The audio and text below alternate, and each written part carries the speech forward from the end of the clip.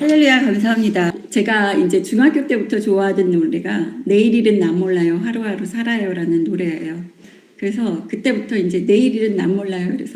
그래서 그런지 너무 미리 제 거를 계획을 하면 되는 게 없어요. 제가 미리 계획해서 한 일은 하나도 되는 게 없는데, 이렇게 오늘 아직 설교는 시작 안 하고 끝나지도 않았지만 아버지께서 좋은 말씀 많이 주셨을 거라고 믿습니다. 그래서 제가 인용할 거를 몇십 개를 갖다 아버지께서 인용 구절을 주세요. 적어도 20, 30개씩 한번 설교할 때마다 주시면, 제가 여기 포스트잇을 이렇게 붙여놨잖아요. 여기 인용할 게 이렇게 이것도 걸러낸 거예요. 한 3분의 1로.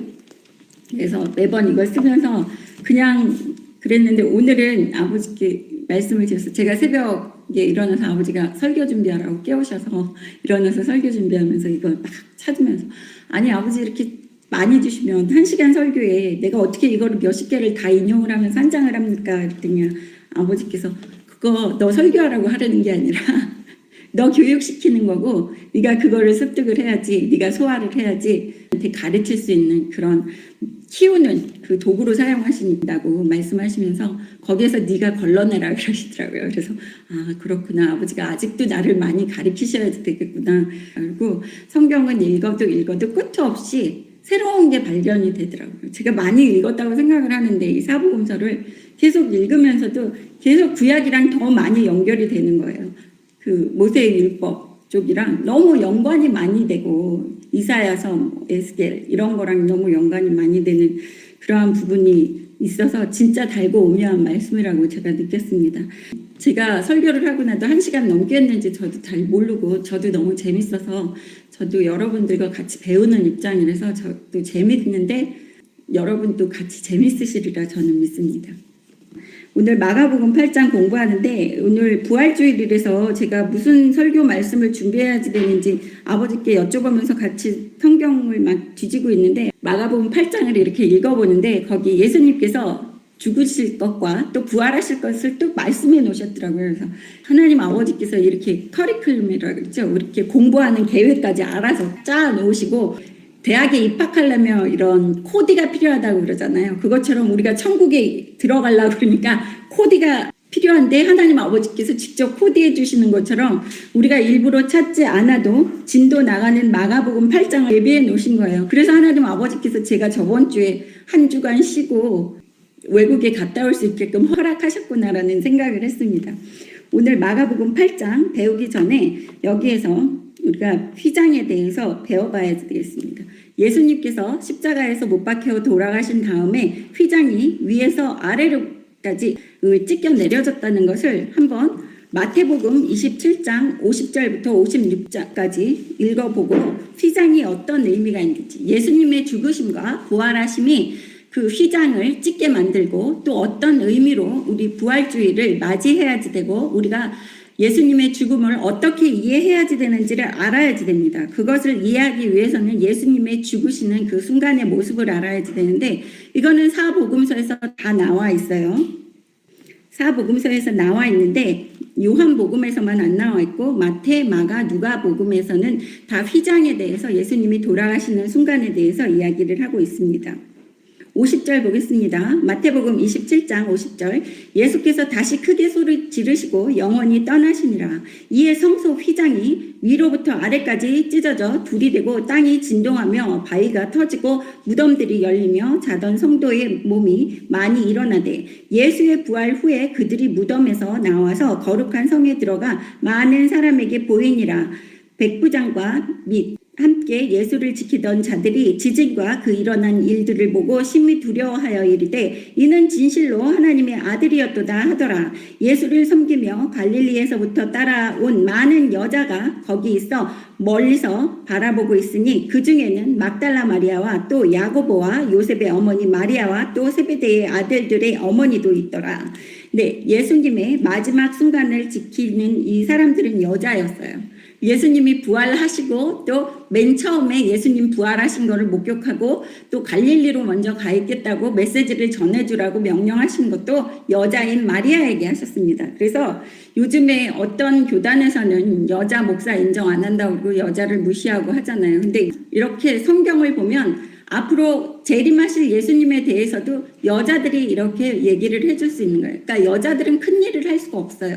저처럼 입만 가지고 하는 거 있죠. 메신저 역할. 또 마리아도 메신저 역할밖에 할 수 없었어요. 큰 일은 할 수 없습니다.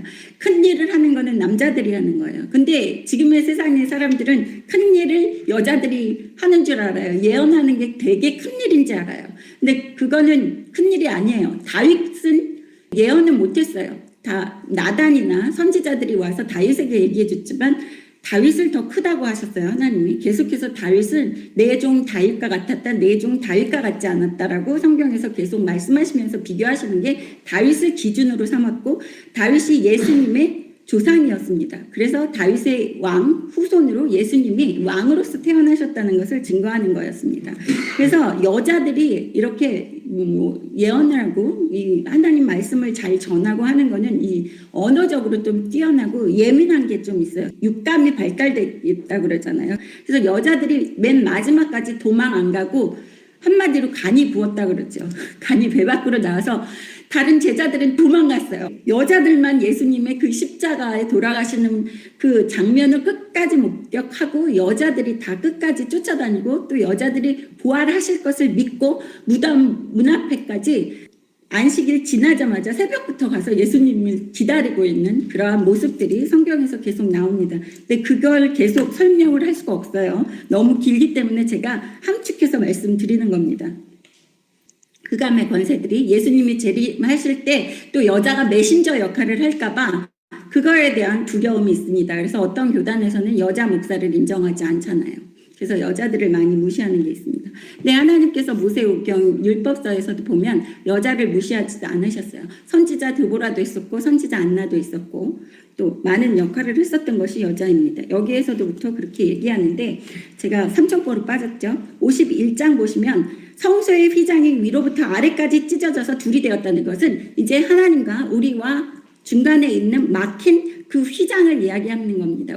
모세오경 율법서를 읽을 때도 휘장에 대해서 지나가고 읽었었는데 어느 날 이 휘장에 대해서 깨달은 게 몇 년 안 됐어요. 저도. 그런데 그 휘장을 어떻게 만들게 하셨는지 하나님께서 직접 명령하신 그 휘장에 대해서 출애굽기 26장 1절부터 14절까지 한번 보겠습니다. 예수님이 돌아가시면서 휘장이 찢겼다. 이것은 하나님께서 직접 휘장을 만들라고 하시는 그 방법을 얘기해 주셨음에도 불구하고 하나님께서 찢으시는 그러한 모습입니다. 예수님의 죽음으로써 우리가 한 발자국 더 하나님 앞에 나아갈 수 있다는 것입니다. 출애굽기 26장 1절 너는 성막을 만들되 가늘게 꼰 배실과 청색, 자색, 홍색 실로 그룹을 정교하게 수놓은 10폭의 휘장을 만들지니 하나님이 뭐라 그래요? 실까지 다 명령하세요. 청색, 자색, 홍색 실로 만들래요. 정교하게 수도 놓으라고. 그리고 또 10폭으로 만드세요. 하나님이 얼마나 디테일하신지 몰라요. 2절 매 폭의 길이는 28큐빗 너비든 4큐빗으로 각 폭의 장단을 갖게 하고 그 휘장 5폭을 서로 연결하며 다른 5폭도 서로 연결하고 그 휘장을 이을 끈폭가에 청색 고를 만들며 이어질 다른 끝폭가에도 그와 같이 하고 휘장 끝폭가에도 신궤를 달며 다른 휘장 끝폭가에도 고 신궤를 달고 그 고들을 서로 마주보게 하고 금 갈고리 신궤를 만들고 그 갈고리로 휘장을 연결하여 한 성막을 이룰지며 그 성막을 덮는 막 곧 휘장을 염소털로 만들되 11폭을 만들지며 각 폭의 길이는 30큐빗 너비는 4큐빗으로 11폭의 길이를 갖게 하고 그 휘장 5폭을 서로 연결하며 또 6폭을 서로 연결하고 그 6째 폭의 절반은 성막 전면에 접어 들이우고 휘장을 이을 끝폭가에 고신궤를 달며 다른 이을 끝폭가에도 고신궤를 달고 놋 갈고리 신궤를 만들고 그 갈고리로 그 고를 꿰어 연결하여 한 막이 되게 하고 그 막 곧 휘장이 그 나머지 반폭은 성막 뒤에 늘어뜨리고 막 곧 휘장의 길이는 남은 것은 이쪽에 한 큐빗 저쪽에 한 큐빗씩 성막 좌우 양쪽에 덮어 늘어뜨리고 붉은 물들인 순양의 가죽으로 막의 덮개를 만들고 해달의 가죽으로 그 위 덮개를 만들지니라. 얼마나 까다로우세요. 저 어렸을 때 이 모세오경 읽을 때 아유 하나님 아버지 별나별거를 다 얘기하시네 그러고 휙 읽어 지나갔어요. 근데 나이 들어서 이런 거를 이제 하다 보니까 이제 살림을 하면 까다로워지잖아요, 사람들이. 그런 거를 보면서 오, 하나님 아버지 진짜 까다로우시다라는 생각이 들어요. 이 휘장이 중요한 것은 성막을 만들 때 휘장으로 만들었어요. 그러니까 성소의 뜰이 있어요. 우리가 집으로 생각하면 전원주택은 마당이 있고 또 건물이 있잖아요. 그래서 그 마당을 성소의 뜰이라고 그랬습니다. 그 휘장으로 성막을 만들 거예요. 그리고 또 그 안에는 또 성소와 지성소를 구분하는 휘장이 있다는 거예요. 그러니까 하나님을 아무나 접근할 수 없어요. 그 휘장 안에 들어가려고 그러면 대제사장 이렇게 들어가는 거예요. 그래서 여기에서 하나님께서 아주 섬세하게 이렇게 디테일하게 만들어 놓으신 그 휘장이 예수님이 십자가에서 못 박혀 돌아가시면서 위에서 아래로 찢어졌다고 이야기하는 그러한 모습을 볼 때 하나님의 아들로서 하나님께서 직접 휘장을 찢으시면서 예수님의 그 십자가 보혈로 마음을 유하게 하시고 우리를 사랑하셔서 구원해 주시겠다는 그러한 마음의 의도가 내포되고 있는 것이 이 휘장이라는 이야기입니다. 그래서 휘장이 찢겼다는 것에 대해서 가볍게 생각해서는 안 돼요. 그 휘장은 내가 아버지께 직접 나갈 수 있다고 생각을 할 수 있는 것입니다. 그래서 천주교에서는 계속해서 그 고해성사를 하잖아요. 대리자인 신부를 통해서 그 신부는 또 마리아를 통해서 마리아는 또 예수님을 통해서 예수님은 또 하나님한테 가잖아요. 근데 우리는 어떻게 해요? 예수 보혈을 의지하면 그 휘장이 예수 보혈로 찢겨졌기 때문에 십자가 사건으로 내가 직접 아버지 그러면서 얘기를 할 수 있다는 거예요. 그래서 제가 아버지 얘기하잖아요. 어떤 분이 물어보세요. 그 마지막에 예수 이름으로 기도드렸습니다를 안 해도 되느냐고 그냥 대화할 때는. 그래서 단둘이 얘기할 때 아버지와 딸이 어디 뭐 사람들 보는 앞에서 하는 것도 아니고 일상생활에서 하는 거는 예수 이름으로 기도드렸습니다 안 해도 되고 아주 중요한 거 아버지한테 간청할 때는 꼭 예수님의 그 핑계를 대야지 되고 우리가 그 육신의 부모한테도 우리가 뭐 하고 싶은데 육신의 부모도 허락하지 않을 것 같은 거 있잖아요. 아니면 허락은 하시는데 너무 큰일이기 때문에 그럴 때는 이렇게 누구 핑계를 대잖아요. 엄마 손잡고 들어가서 얘기하는 것처럼 우리가 하나님 아버지께 큰 것을 빌릴 때는 예수님 손잡고 예수님 이름을 빌려서 예수님의 이름으로 기도드렸습니다 이렇게 얘기를 하는 거예요. 이거는 꼭 들어주셔야 돼요 하는 그러한 의미에서 예수 이름으로 기도드렸습니다고 우리들이 일상생활에서 얘기할 때는 그냥 옆에 계신 아버지랑 대화하는 것처럼 얘기하시면 됩니다. 그래서 휘장을 위에서부터 아래로 찢은 사건이 가벼운 사건이 아니고 우리가 직접 하나님 아버지와 대화를 할 수 있다는 그러한 의미입니다. 마가복음으로 돌아오겠습니다. 마가복음 8장 1절 그 무렵에 또 큰 무리가 있어 먹을 것이 없는지라 예수께서 제자들을 불러 이르시되 내가 무리를 불쌍히 여기노라 그들이 나와 함께 있은지 이미 사흘이 지났으나 먹을 것이 없도다. 네, 여기에서 보시면 사흘씩이나 있었다 먹을 것이 없다 그러는 것은 그 사람들이 아마 자기가 점심을 먹으려고 싸운 것도 있었을 거예요. 여행 다니면서 예전에는 식당 같은 것들이 없으니까. 그리고 사흘 동안 예수님께서 계속 같이 하시면서 마치 그 기도원에 들어가서 말씀 배우는 것처럼 이렇게 주야로 예수님께서 가르치셨다는 거예요, 말씀을. 그래서 먹을 것이 이제 고갈돼서 먹을 게 없다는 것을 예수님도 알고 계시는 거예요. 그래서 제가 성경에서 말씀하신다고 사복음서에서 너희는 무엇을 마실까, 무엇을 먹을까, 무엇을 입을까 걱정하지 말라고 얘기하시는 게 이 사람들은 그런 얘기 아무것도 안 했는데도 예수님이 벌써 알고 계시고 사흘이 지나서 이제 먹을 것이 없다고 말씀하시는 이 모습을 볼 수 있어요. 3절 보겠습니다. 만일 내가 그들을 굶겨 집으로 보내면 길에서 기진하리라. 그 중에서 멀리서 온 사람들도 있느니라. 예수님이 얼마나 세심하세요. 굶어 죽을까 봐 또 걱정하시는 거예요. 돌아가다가 영적으로는 양식을 많이 먹였는데 얘가 집으로 가다가 쓰러져서 길바닥에서 객사하면 어떡하나까지 걱정해 주시는 예수님의 모습을 볼 수 있어요. 이거는 광야 시대 때 만나와 메추라기로 하나님께서 계속 굶주리지 않게 하신 것을 기억할 수 있는 거예요. 하나님께서 진노하시면서도 먹였다는 거예요. 그게 부모의 마음이에요. 그렇죠? 예수님도 그런 거예요. 이 얘네들이 말씀으로는 많이 무장을 했는데 육신이 나약한 거를 다 아신다는 거예요. 하나님도 아시고 예수님도 아시고. 그래서 얘네들이 실족할까 봐 그래서 하나님이 사랑하시고 기뻐하시면 죄 짓지 않는 선에서 우리가 먹을 것은 다 충분하게 해주신다는 거예요. 저는 죄 짓까 봐 재물을 풍족하게 안 주시나 봐요. 제가 만약에 재물이 풍족했으면 우리 아이들 명품으로 두르고 사치하게 막 했을 것 같아요. 그래서 지금은 그게 감사합니다. 할렐루야. 근데 뒤돌아보면 부족한 거는 없었어요. 근데 하나님보다 명품이나 이 재물을 더 사랑했을 수 있게끔 키울 수 있었겠다라는 생각을 했어요. 제가 미국에 이번에도 그 거진 2주 동안 갔다 왔잖아요. 저는 항상 가면 우리 아이들이 외국에서 공부를 하고 있기 때문에 가면은 청소부 하고 와요. 빨래하고 청소하고 밥하고만 하다가 다른 사람들은 뭐 미국 가면 관광하고 좋다고 생각을 하는데 저는 항상 일하러 갑니다. 그래서 기진맥진하고 돌아와요.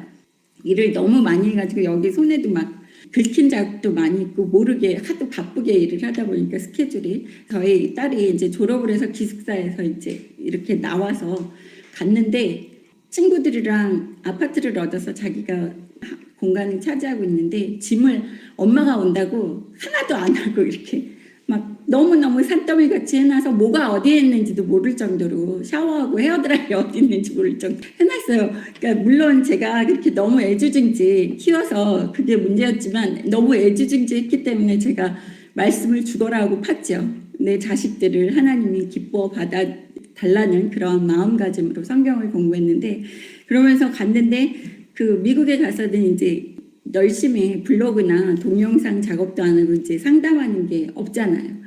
그래서 제가 청소를 하면서 3일 내내 2주 동안 거진했지만 3일 동안은 주문을 외우다시피 무슨 다른 이교도들이 주문 외우는 것처럼 제가 계속 아버지 내 딸 내 아들 아버지 내 딸 내 아들 그러고 다녔더니 아버지가 3일 만에 너무 귀에 들으시기가 싫으셨나 봐요.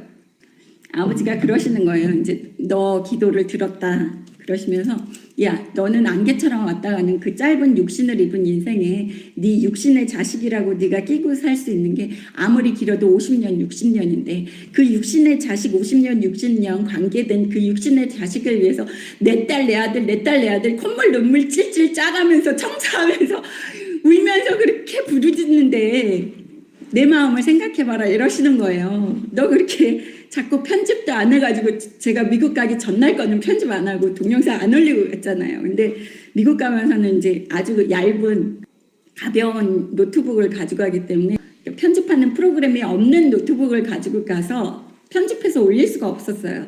그런데 하나님이 그러시는 거예요.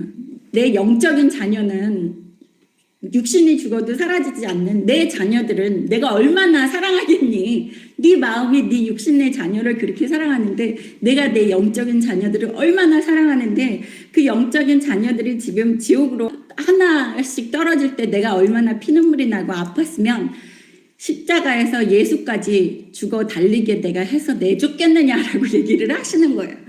그래서 그 얘기를 듣고 제가 엉엉 울었어요. 한 30분 동안 너무 감사해서. 근데 또 너무 죄송해서. 그날로 이제 끊었습니다. 3일 동안 주구리장창 육신의 아들, 딸 위해서 기도하다가 정말 그때까지는 아버지 마음을 몰랐어요. 제가 성경을 많이 읽고 그래도 아버지가 나를 그렇게 사랑하신다라는 거는 아시는데 육신의 자식을 네가 그렇게 애지중지 노심초사 안달을 하는데 나는 영적으로 세상 처음부터 끝까지 내 영을 갖고 태어났다가 죽어가면서 지옥불로 떨어지는 그 내 자식들을 보면서 내 마음은 어떻겠니 이런 거를 처음 느끼게 해주셔서 너무 가슴이 아팠습니다. 여러분을 그만큼 사랑하시는 거예요. 아시겠죠? 그러니까 절대로 하나님 마음 아프게 지옥 가는 일이 없으시고 모두 천국 가는 여러분이 되시기를 주님의 이름으로 축원합니다. 네, 4절 보십시오. 제자들이 대답하되 이 광야 어디서 떡을 얻어 이 사람들로 배부르게 할 수 있으리까? 예수께서 물으시되 너희에게 떡 몇 개나 있느냐? 이르되 7 이로소이다 하거늘 예수께서 무리를 명하며 땅에 앉게 하시고 떡 7개를 가지사 축사하시고 떼어 제자들에게 주어 나누어 주게 하시니 제자들이 무리에게 나누어 주더라. 또 작은 생선 2마리가 있는지라 이에 축복하시고 명하사 이것도 나누어 주게 하시니 배불리 먹고 남은 조각 7 강주리를 거두었으며 사람은 약 4천 명이었더라. 예수께서 그들을 흩어보내시고 곧 제자들과 함께 배에 오르사 달마누다 지방으로 가시니라. 네, 여기에서 보면 오병이어의 기적, 5천 명을 먹이신 그 내용이 똑같이 있어요. 근데 저는 이거를 읽으면서 제 모습을 발견을 했어요. 얼마나 이렇게 기억을 못하는지. 저는 제가 설교한 것도 기억 못해서 저희 교회 집사님이 저한테 언제 설교하신 거 그런 내용 있죠? 그러면 제가 들어보고 대답을 해요. 왜냐하면 강대상에서 내려가면 저도 제 설교를 여러 번 자꾸 들으면서 저도 배우기 때문에 이렇게 사람들이 기억력이 안 좋다는 거예요. 흑암의 권세들이 자꾸 뺏어가나 봐요. 여기 이 제자들은 쫓아다니면서 예수님의 그 무수한 기적들, 죽은 사람도 살리고 병자도 고치고 귀신도 내쫓고 5천 명이나 먹였는데 이제 4천 명밖에 없는 거예요. 1,000명이 줄었다는 것은 제가 말씀드렸었죠. 오병이어의 기적은 5천 명의 장성한 남자들이기 때문에 그 한 명당 딸린 사람이 4명 정도 되면 4천 명 중에 딸린 사람이 4명이면 4,4,16 하면 16,000명 정도잖아요. 그럼 훨씬 줄었잖아요. 그런데도 똑같은 대답을 하고 있는 이 모습을 볼 수 있습니다. 마가복음 6장 보시겠습니다. 오병이어의 기적에 뭐라고 대답했는지 제자들이 저 막 웃었어요. 이거 읽으면 오늘 아침에. 6장 35절부터 보겠습니다. 6장 35절 마가복음이에요. 때가 저물어가매 제자들이 예수께 나와 여짜오되 이 곳은 빈들이요 날도 저물어가니 무리를 보내어 두루 촌과 마을로 가서 무엇을 사 먹게 하옵소서.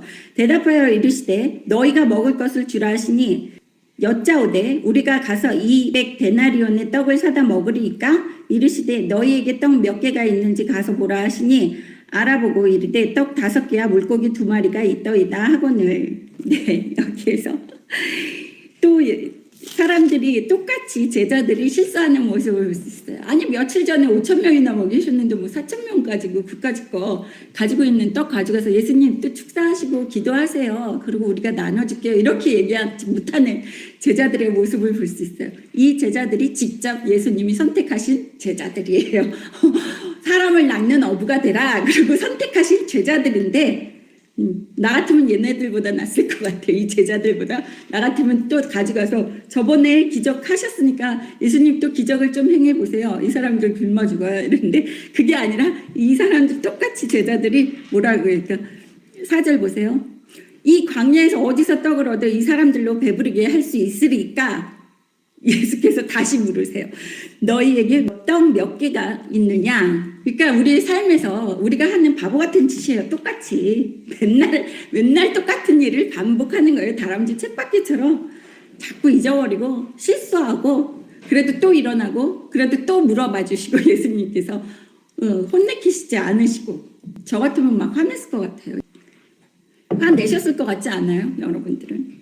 작은 생선까지 또 있는 것을 볼 수 있어요. 생선 2마리 축복하시고 명하사 이것도 나누어 주게 하시니 배불리 먹고 남은 조각이 12광주리가 아니라 7광주리라 그랬죠. 남은 조각이 7광주리라는 것은 숫자 7은 하나님의 숫자입니다. 완벽한 숫자예요. 완성되는 숫자입니다. 왜냐하면 하나님께서 6일 동안 세상을 창조하시고 7일에 안식하셨어요. 그래서 7일째 안식일까지 해서 숫자 7은 하나님의 숫자입니다. 그래서 여기에서도 하나님의 기적이 일어난 것이에요. 예수님을 통해서 독생자 아들 예수의 그 능력에 하나님의 능력을 볼 수 있는 모습을 볼 수 있습니다. 그래서 먹인 다음에 흩어보내시는 거예요.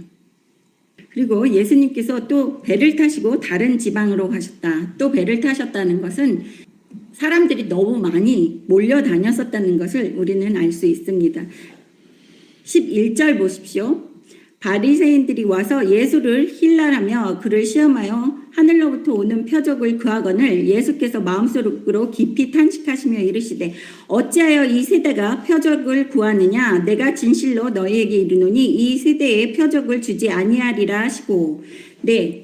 표적을 구한다고 이야기하는 것을 볼 수 있어요. 네가 하나님의 아들이면 표적을 보여줘라고 얘기하는데 여기 마가복음에서는 간단하게 이야기를 하시는 모습을 볼 수 있습니다.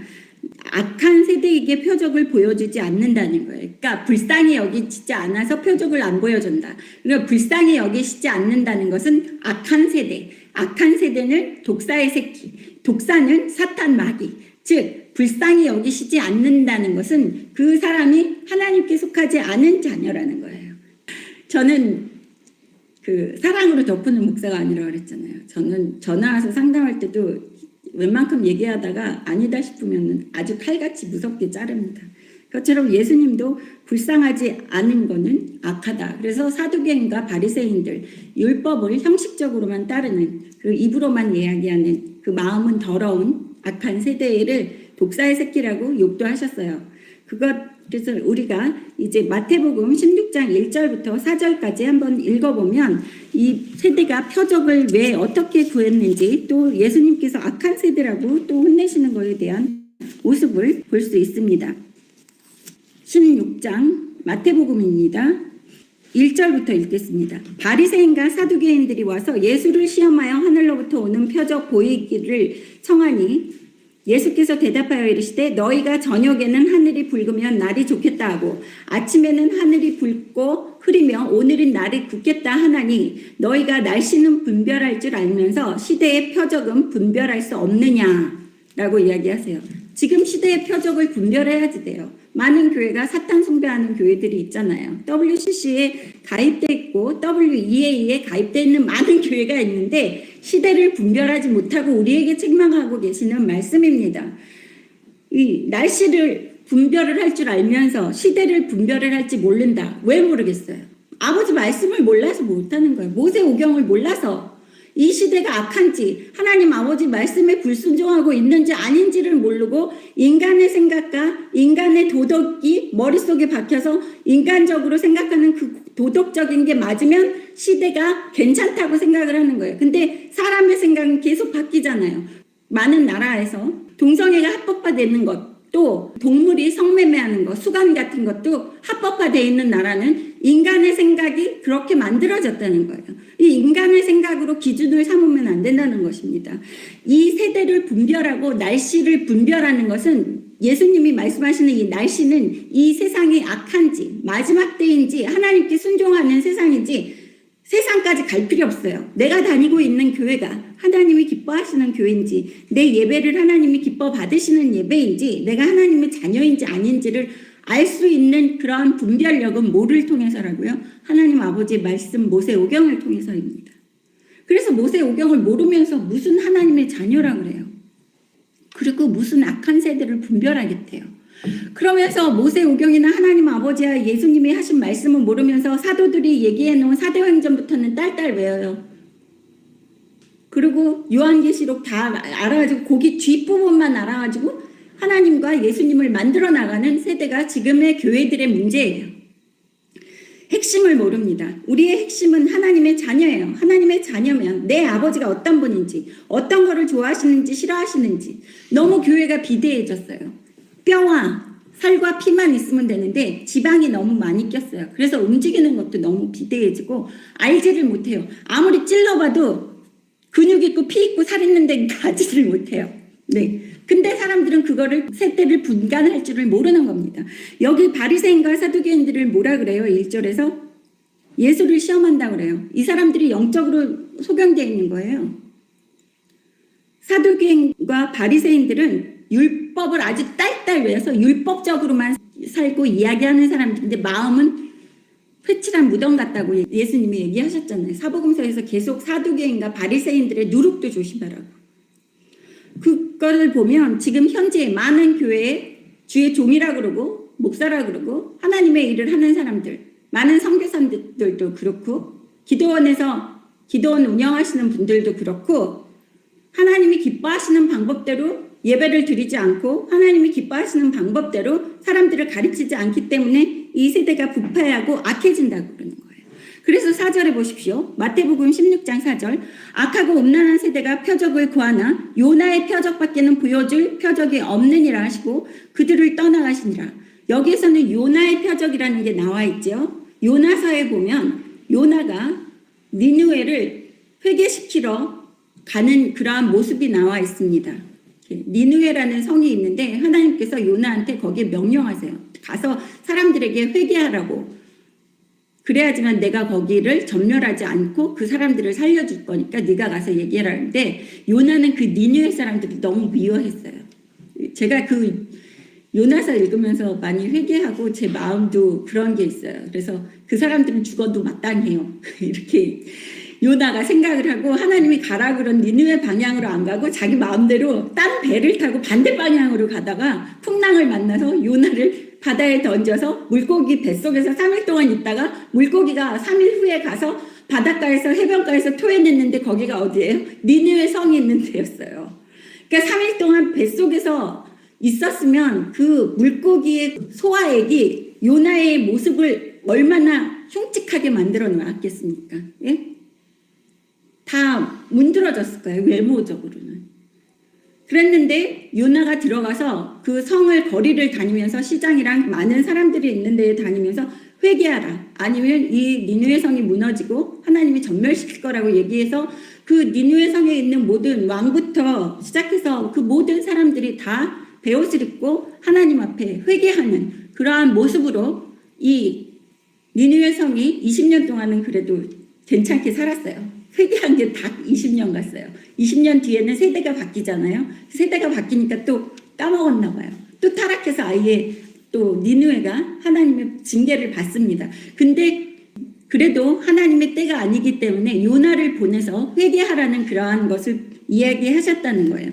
그 요나를 비교하시는 게 예수님이 오셔서 회개하라 얘기하시는 거나 마찬가지래요. 그게 내가 온 증거다라는 거죠. 내가 너희들을 회개해서 진멸당하지 않게끔 하기 위해서 내가 요나의 표적밖에 보여줄 게 없다라고 이야기하시는 모습입니다. 근데 요나는 어떻게 했어요? 그렇게 얘기를 하고 언덕에 올라가서 그 땡볕이 있는 데서 큰 대자로 누워가지고 하나님한테 땡깡 부렸잖아요. 저 니느웨는 망해야지 되는데 안 망하게 하셨다고 막 화를 내면서 하나님께 왜 안 망하게 하시느냐고 차라리 나를 죽이십시오 막 이러면서 쟤네가 망하는지 안 망하는지 내가 두고 보겠습니다 막 이런 땡깡도 부린 게 요나였습니다. 그래도 하나님께서 요나를 쓰신 것은 그 제가 어떤 분이 보내주신 그 내용의 문자가 있었어요. 좋은 글이었어요. 근데 거기에서 보니까 그 유럽의 어느 상점에 고급스럽고 멋진 그릇들이 많이 진열돼 있었대요.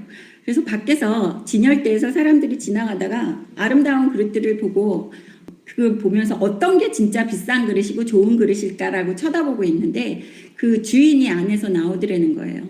그래서 그 진열대로 오더니 그릇을 고르는데 주인은 겉모습 이렇게 치장돼 있고 색칠해져 있는 그릇, 이쁜 그릇들을 보는 것이 아니라 위를 쳐다보더래요. 이렇게 안쪽을. 그러더니 그렇게 비싸 보이지 않는 그런 그릇을 이렇게 들어서 거기에서 물을 따라서 마시더라는 거예요. 그러니까 우리 사람들은 이 겉모습을 본다는 거죠. 근데 하나님 아버지께서 뭘 보신다고요? 그 속에 있는 그릇이 깨끗한지, 그릇이 내가 물을 먹을 수 있는 그릇으로 깨끗한 그릇인지를 보신다는 거예요. 그래서 하나님이 사용하시는 분들은 깨끗한 사람을 사용하신다는 겁니다. 그래서 우리가 제일 중요시 여기는 거 제가 말씀드리잖아요.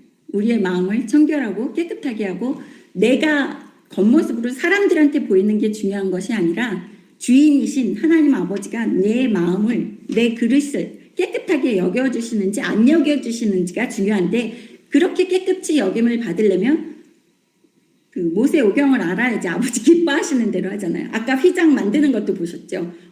얼마나 꼼꼼하신지 실 하나하나까지 색깔까지 간섭하시고 길이 넓이 그 밑에 다는 장식까지 아버지가 몇 개 다는 것까지 다 얘기하시는 그러한 분이시라는 것입니다. 그래서 명심하세요. 내가 요만한 죄 짓고 아버지 모르시겠지 다 하신다는 거예요. 한숨소리까지 다 하시기 때문입니다. 악하고 음란한 세대가 표적을 구한다라는 것은 사람들이 그냥 말씀 자체로 믿는 것이 아니라 그런 표적, 증표, 이 세상의 것을 너무 의지하는 그러한 모습들이 보여진다는 것입니다. 이게 뭐냐면 핵심적인 그 모세오경이 우선 핵심이에요. 모세오경을 섬기지를 못하기 때문에 사람들이 그대로 살지를 못하기 때문에 하나님께서 그렇게 사랑하시는 그 저한테 그랬잖아요. 육신의 자식을 네가 그렇게 사랑하는데 영생토록 안 없어지는 내 자식들을 내가 지옥에 보낸 그 내 자식들을 내가 사랑하지 않을 것 같니? 그래도 지옥에 갈 수밖에 없다. 왜냐하면 내 법이 있기 때문에. 그래서 하나님이 정해주신 모세오경 율법은 세상이 끝나는 날까지 인간의 머리로 해석할 수도 없는 거예요. 변할 수도 없어요. 근데 요즘 인간들이 뭐라 그래요? 율법 모세오경을 재해석해야지 된다 그래요. 그럼 그런 얘기 들을 때마다 저는 너무 놀랍고 한편으로 우스워요. 이렇게 무식할 수가 있나. 그래도 그게 옳다고 그러면서 그 성경 학자들이 그따위 얘기를 하고 있는 거예요. 율법은 없어졌대요. 예수님께서 율법의 1.1획도 없어지지 아니하고 다 이루리라. 성경의 1.1획이 아닙니다. 율법의 1.1획입니다. 모든 것은 하나님 아버지의 말씀 모세오경을 치장하는 것들이에요.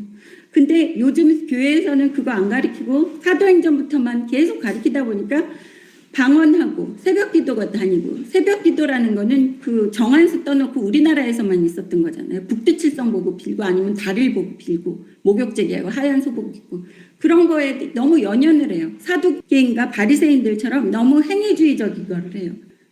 사람들은 젖어 있어서 그게 나쁜 건지도 모르고 그렇게 의지를 하면 내가 아버지 말씀에 불순종해도 내가 방언하고 내가 새벽기도만 열심히 다니면 하나님 아버지께서 나한테 축복 주시고 내가 아버지의 자녀가 됐어라고 착각을 하고 산다는 거예요. 아버지는 그거 관계 없으세요. 겉에 어떻게 치장을 했는지, 안에 있는 그 마음 안에 진짜 순종하는지 아닌지가 중요하신 거예요. 그래야지 아버지 자녀라는 거예요. 그러려면 아버지 말씀을 꼭 배우셔야지 된다는 겁니다. 그래서 감사합니다. 할렐루야 아침에도 제가 한 게 아버지가 계속 훈련시키시느라고 이렇게 인용하실 말씀을 아주 많이 보여주시고 있습니다. 다시 오겠습니다. 벌써 12시네요. 할 게 많은데. 마가복음 8장 14절 다시 읽겠습니다. 제자들이 떡 가져오기를 잊음에 배에 떡 한 개밖에 그들에게 없더라. 예수께서 경고하여 이르시되 삼가 바리새인들이 누룩과 헤롯의 누룩을 주의하라 하시니 제자들이 서로 수군거리기를 이는 우리에게 떡이 없음이로다 하거늘 예수께서 아시고 이르시되 너희가 어찌 떡 없음으로 수군거리느냐 아직도 알지 못하느냐 깨닫지 못하느냐 너희 마음이 둔하느냐 너희가 눈이 있어도 보지 못하고 귀가 있어도 듣지 못하느냐 또 기억하지 못하느냐 내가 떡 5개를 5,000명에게 떼어줄 때 조각 몇 바구니를 거두었더냐 이르되 12이니이다 또 7개를 4,000명에게 떼어줄 때 조각 몇 바구니를 거두었더냐 이르되 7이니이다 이르시되 아직도 깨닫지 못하느냐 하시니라. 너무 재미있지 않아요? 저 이걸 읽으면서 오늘 아침에도 너무 웃겼어. 아버지 나는 이렇게 돌대가리 아니죠 이러고 아버지한테 얘기했어요. 보세요. 이제 배를 타고 가셨다고 13절에 얘기하잖아요. 근데 14절에 보세요. 제자들이 떡 가져오기를 잊었대요. 거기 7 광줄이 남은 거 안 가져왔다고 지금 한탄하고 있는 제자들을 보세요. 아니 아무데나 가서 떡 1개만 있으면 또 예수님이 축사하시고 그 많은 몇만 명을 먹일 수 있는데 이 제자들은 뭐에 연연해요? 눈에 보이는 세상 것에 연연한다는 거예요. 지금 현재를 살고 있는 우리들이 똑같은 모습이에요. 제가 비웃으면서 얘네 너무 돌대가리예요 이랬는데 아버지가 너는 아니니 이러시더라고요. 그래서 제가 또 웃었어요. 근데 여기 보시면 우리 남 흉보면 너무 재밌잖아요. 저는 성경 읽으면서 막 흉봐요. 제자들 흉도 보고. 여기 14절에 제자들은 그 두고 온 떡 광줄이 7 광줄이만 고민하고 있는데 예수님은 경고하셔서 삼가 바리새인들의 누룩과 헤롯의 누룩을 주의하라라는 것은 세상의 함정을 주의하라는 거예요. 네, 교회 안에 세상의 함정이 많이 들어와 있죠. 교회 안에도 세상 것들이 너무 섞여 있는 거예요. 그런데 세상에 누룩이 많이 들어와 있다는 거예요. 지금의 교회들이. 그래서 하나님을 올바르게 섬기고 하나님이 기뻐하시는 방식이 뭔지 주체가 하나님이 아니고 주체가 교인들이라는 거예요. 어떤 교회에 또 제가 설교를 하나 들은 적이 있는데 그 교회에서 그러는 거예요. 그 교회에 오셨던 분들 중에서 처음 오셨는데 준비 찬양을 하는데 진짜 어두침침하게 하고 로큰롤 극장같이 너무 시끄럽게 드럼이랑 베이스 기타 같은 걸로 너무 시끄럽게 귀가 떠나가래. 가사가 들리지 않을 정도로 가사는 크겠더라고. 무슨 시꺼멓게 해가지고 하면서 너무 심장이 쿵쾅거리니까 처음 오셨던 몇 분의 가족이었나 봐요. 갑자기 한 2-3곡 했는데 뛰쳐나가시더라고요. 그랬더니 그 목사님과 거기에 안내하시는 분이 같이 막 나가셨다가 들어오셨는데 이제 나중에 설교를 하시는데 목사님이 이 교회는 보면 젊은이들이 많지 않느냐 젊은이들이 왜 있겠느냐 젊은이들이 좋아하는 방식대로 자기네가 이렇게 하는 거다 이런 얘기를 하더라고요. 그래서 제가 이 예배를 하나님이 기뻐하시는 예배가 아니라 세상 사람들이 기뻐하는 예배로 바꾸는 모습이 이 교회만이 아니라 모든 교회들이 우리 주변에 있는 모든 교회들 보면 제가 보면 이게 하나님이 기뻐하시는 방식이다 아니다를 느끼는데 여러분들도 제 설교를 좀 듣다 보면 하나님이 기뻐하시는 방식이다 아니다를 좀 아시게 됐죠. 네. 한 3, 4개월 듣다 보시면 이제 이거는 하나님이 기뻐하시는 방식이다 아니다. 이 교회는 주체가 하나님이다 아니다. 주인이 하나님이다 아니다라는 걸 알겠죠. 그 교회는 주인이 젊은이들이었던 거예요. 하나님이 아니라. 그러면 하나님이 안 계시는 교회라는 겁니다. 헛수고하는 거예요. 아무리 새벽기도 열심히 해도 하나님은 그곳에 안 계신다는 것입니다. 그래서 예수님께서는 계속 얘야 내 말을 들어. 엄마들이 애들한테 잔소리하는데 애들은 딴 거 하는 것처럼 여기에서 그렇게 하는데 16절 보십시오. 제자들이 서로 수군거리기를 이는 우리에게 떡이 없음이로다 하거늘. 그러니까 제자들이 그래도 계속해서 예수님의 말을 한 귀로 듣고 한 귀로 흘리면서 우리 이제 먹고 어떻게 살지? 이것만 걱정하는 거예요. 지금 현재를 살고 있는 우리들이 먹고 사는 것만 걱정을 해가지고 하나님이 말씀하시고 하지 말라고 하고 주의하라고 하고 내 말에 순종하라고 하는 것을 먹고 사는 데에만 집중하다 보니까 하나님의 말씀에 불순종하는 모습이 여기 그대로 제자들한테 나오는 거예요.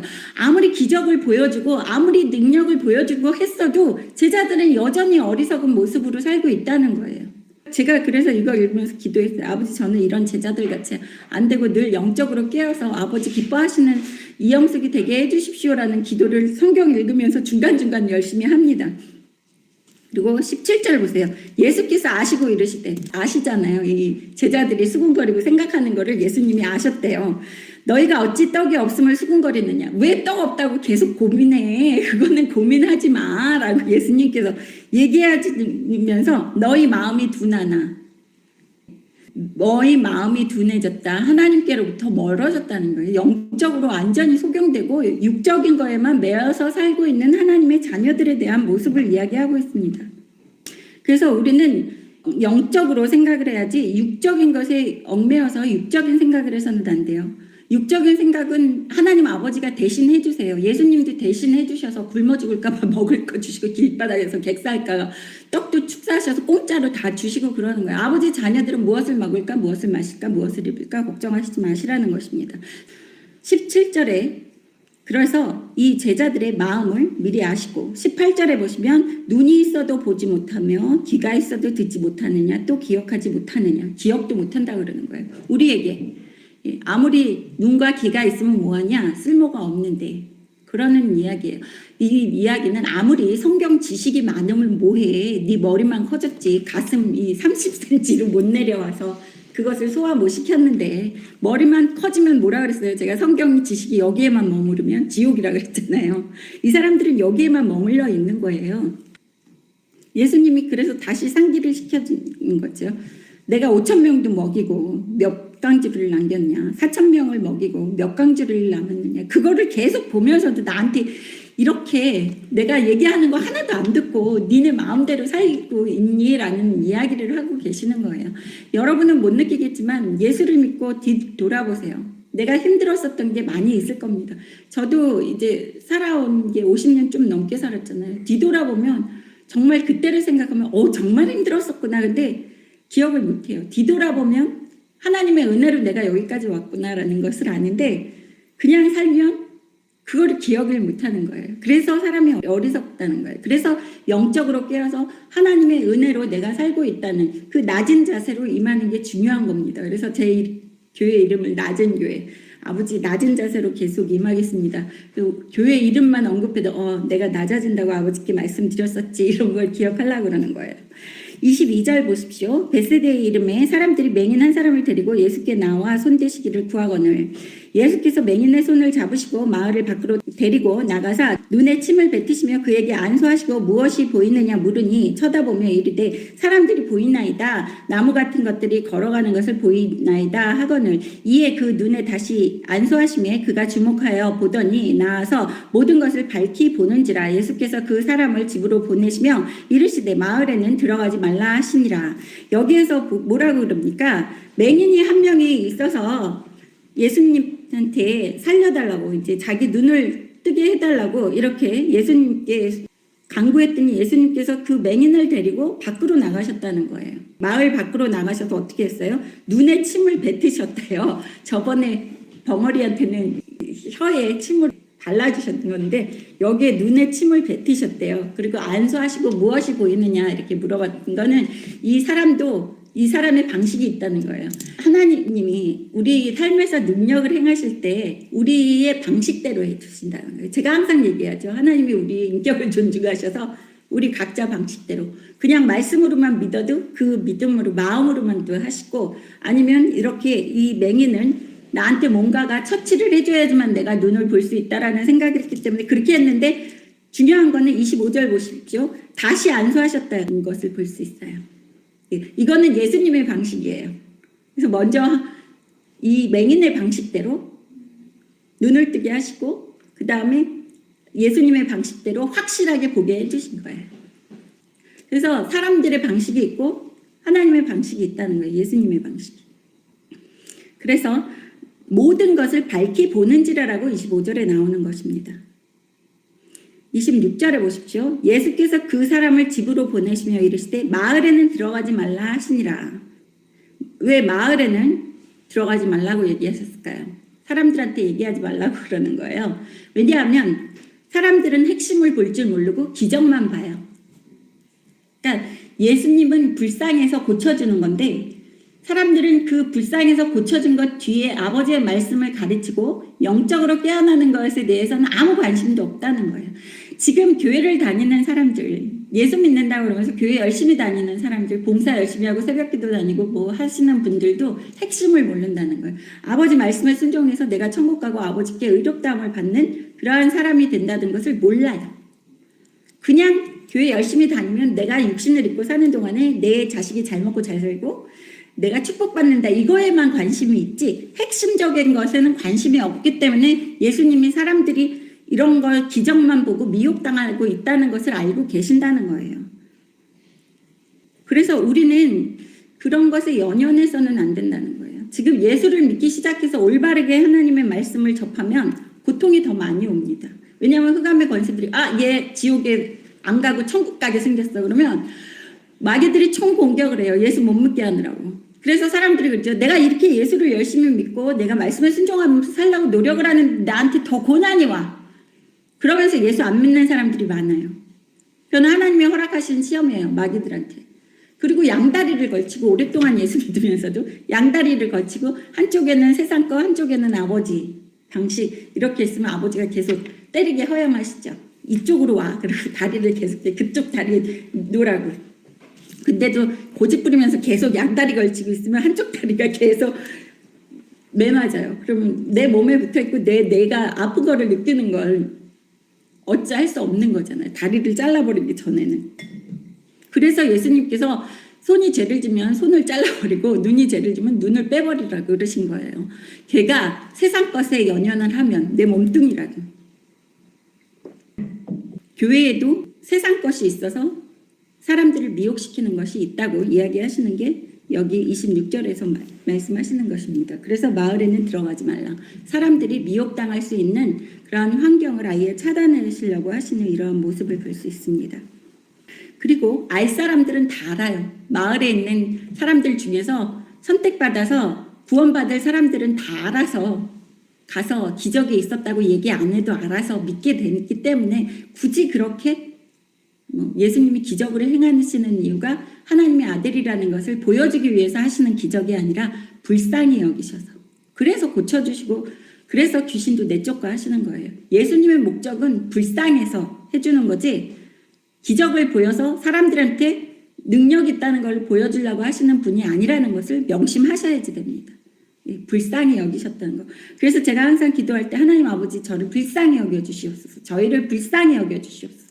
성경 사복음서에서는 계속 불쌍히 여겨달라는 그러한 이야기가 있어요. 그리고 예수님도 계속 불쌍히 여기사 가르치시고 불쌍히 여기사 고쳐주시고 하셨다고 얘기합니다.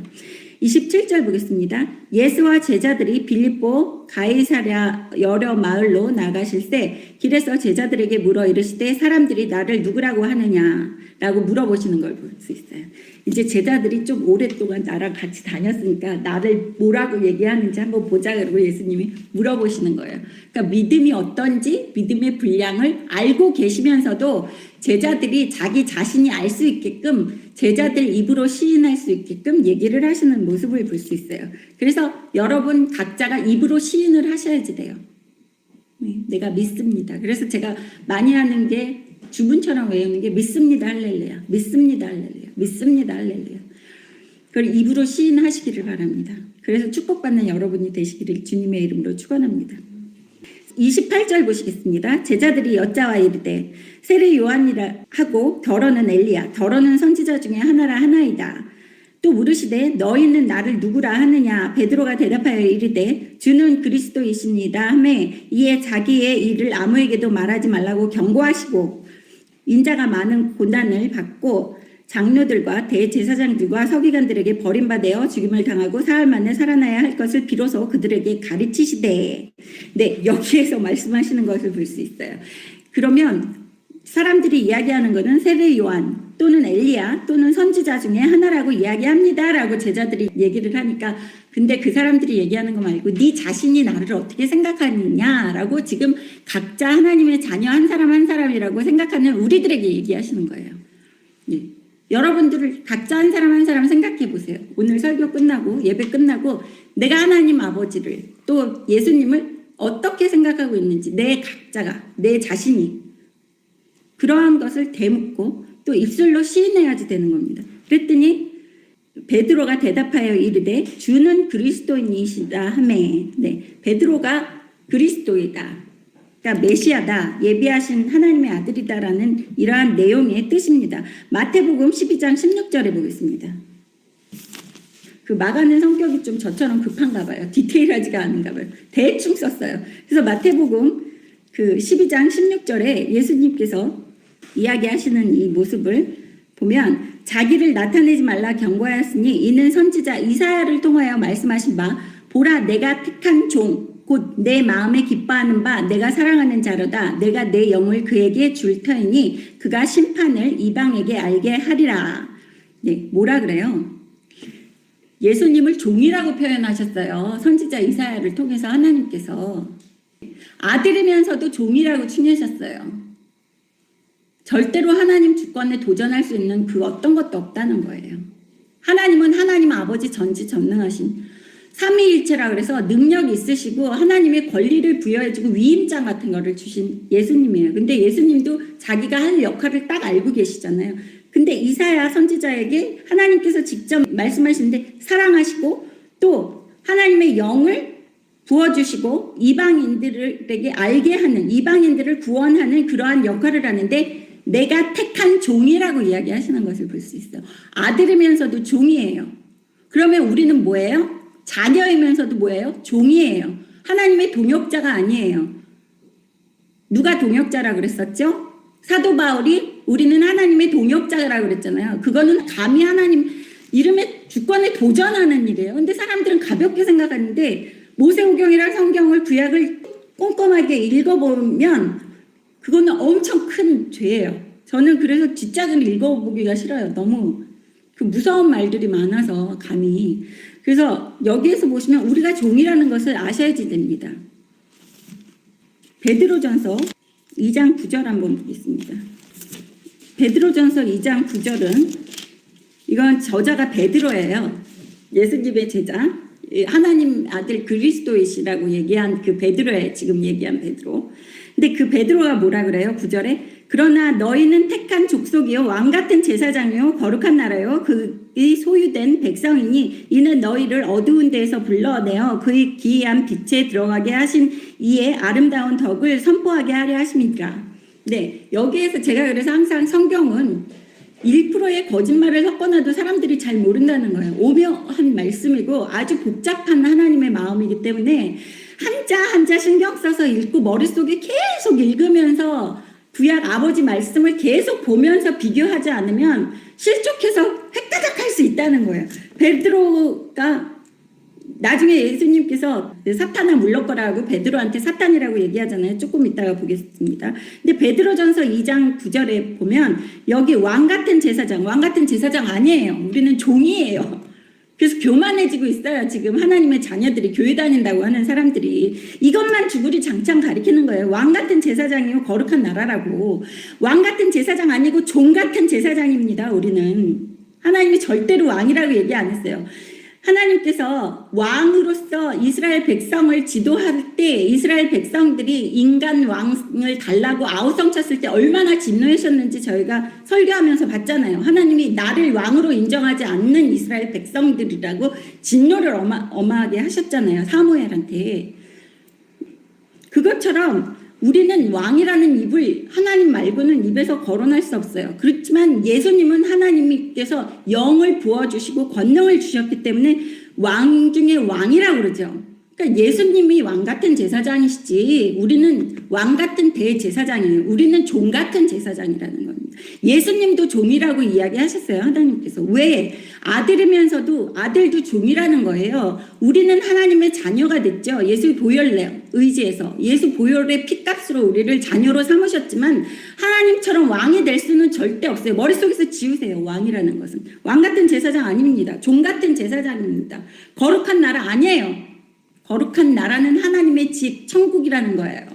여기에서 오묘하게 약간 섞었어요. 사도 바울만 섞은 게 아니에요. 제자들이, 사도들의 기록은 그냥 자서전 같은 거예요. 하나님의 말씀이 아니라는 거예요. 그 사람들이 귀로 듣고 그냥 배워서 기억나는 거를 복음을 전파하는 데 썼어요. 예? 물론 악한 것을 사용해서도 하나님께서 복음을 전파하실 수 있어요.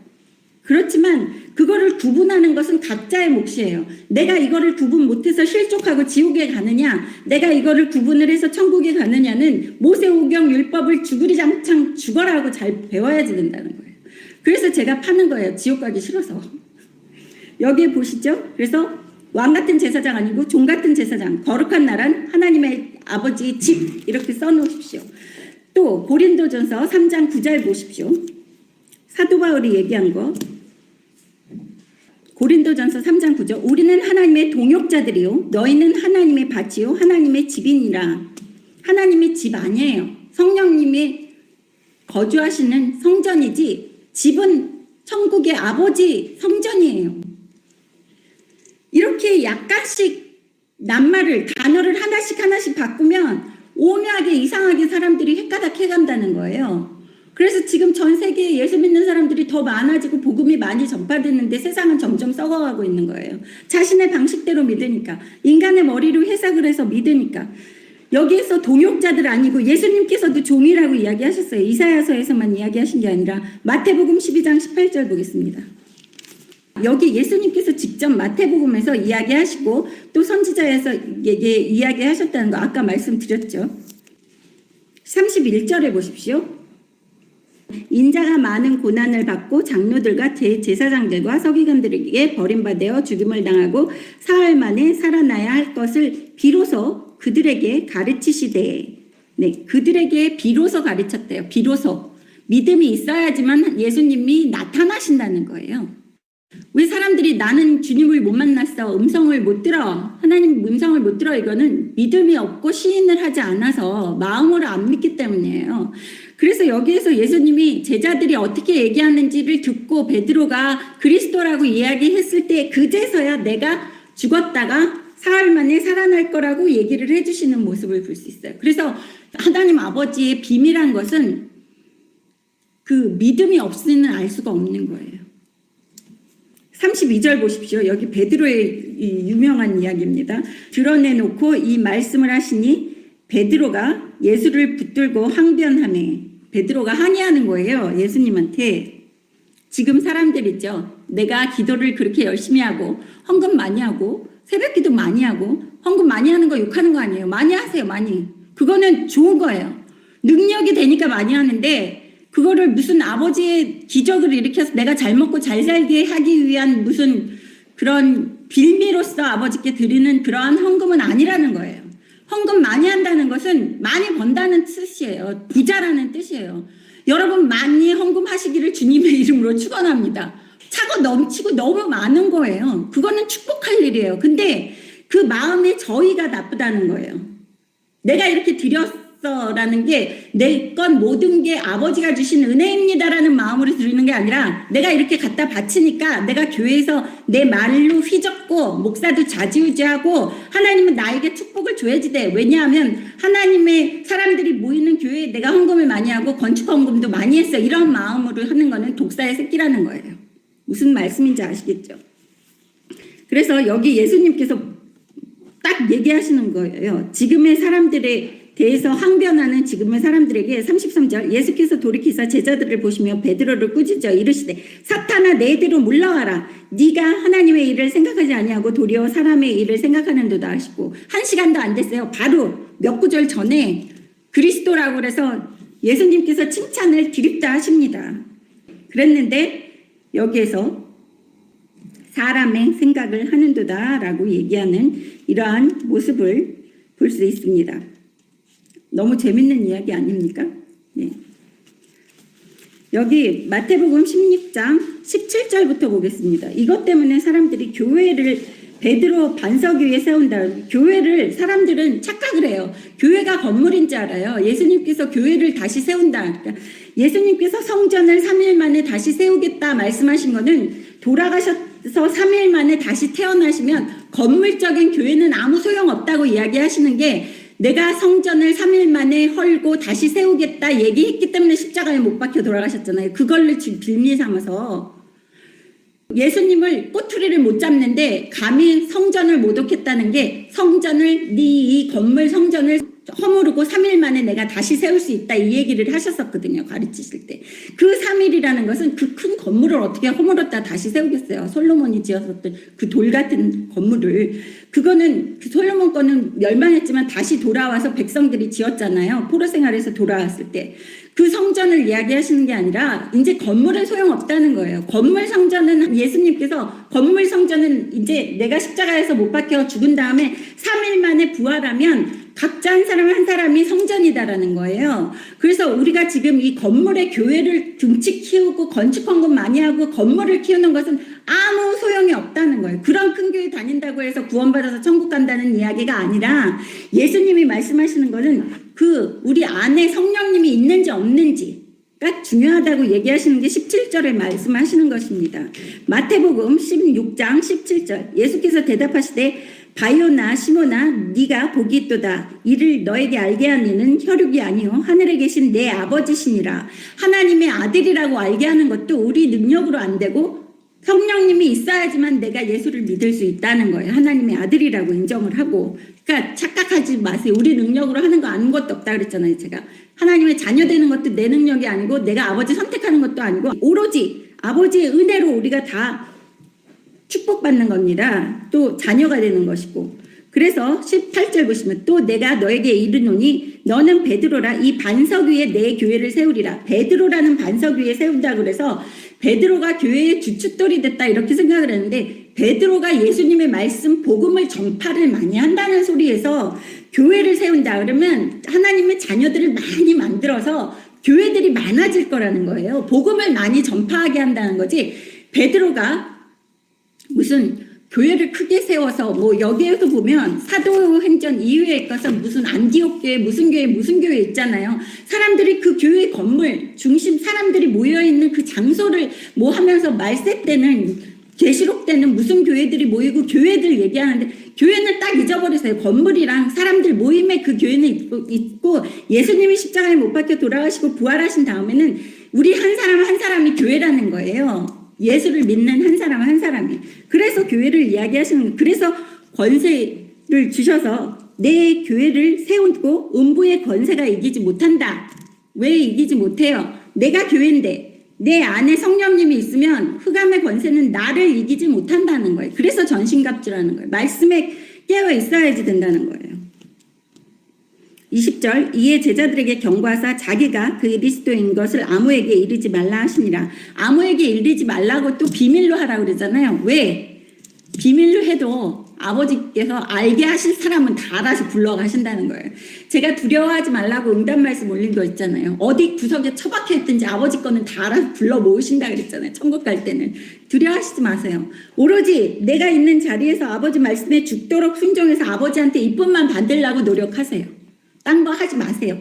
아버지 말씀에 주구장창 내가 아버지가 사랑하는 자녀로서 사는 그거에 연연하시고 그거에 목을 매야지. 무슨 사도 바울이 얘기한 거 방언을 막 목을 매고 뭐 예언하는 거 목 매고 예지문 껐다 그러고 꿈에 목 매고 이러지 마시라는 거예요.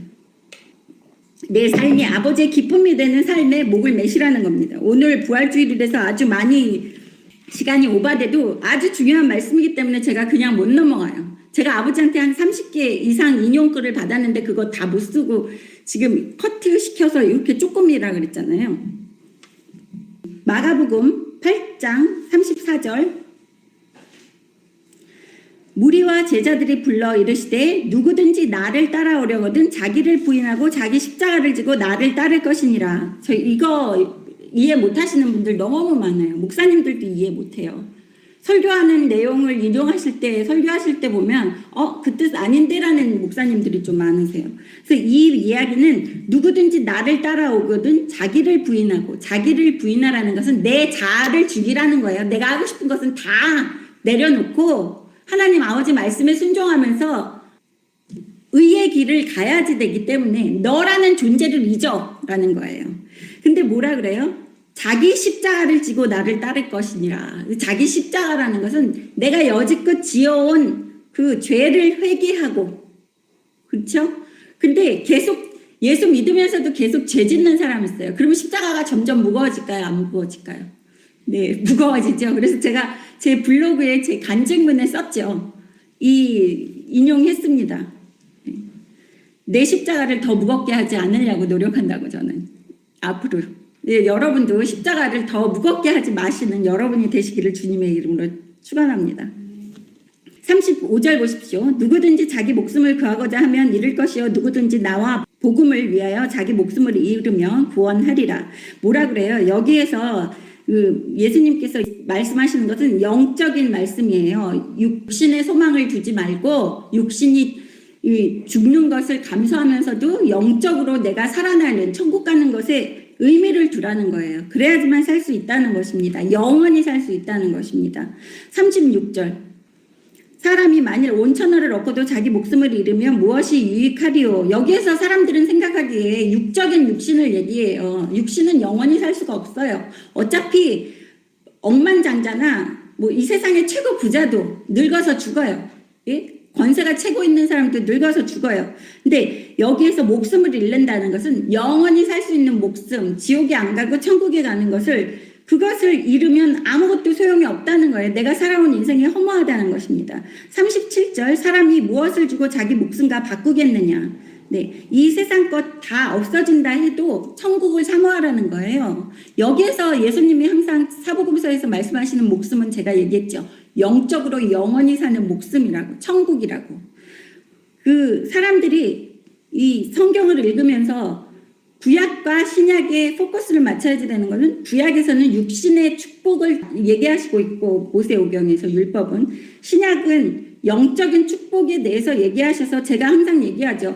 모세오경을 알아야지 육신의 축복도 받고 사복음서를 알아야지 영적으로 축복받아서 영원히 살 수 있는 천국에도 간다고요. 그래서 모세오경은 세상을 살면서 내가 천국에 살 수 있는 방법이고 또 천국에 가는 방법은 예수를 믿어서 또 예수님의 복음의 말씀을 알아서 갈 수 있다는 이러한 내용을 제가 항상 말씀드리고 있었습니다.